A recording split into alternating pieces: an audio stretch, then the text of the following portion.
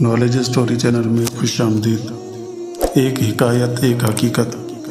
اسلامیات کے استاد کلاس میں داخل ہوئے۔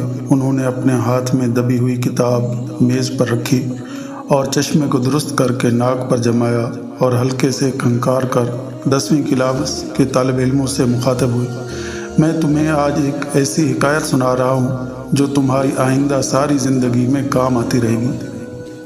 سب طالب علموں میں تجسس پیدا ہو گیا کہ آخر وہ کون سی حکایت ہے جسے ماسٹر صاحب سنانے جا رہے ہیں۔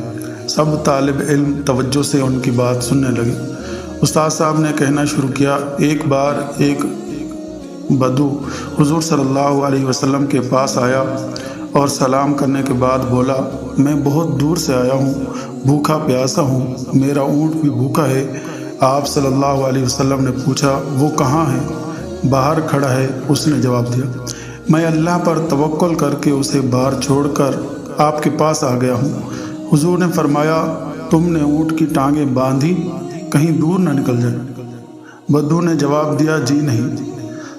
جاؤ اور پہلے جا کر اونٹ کی ٹانگیں باندھو، پھر اللہ پر توکل کرو۔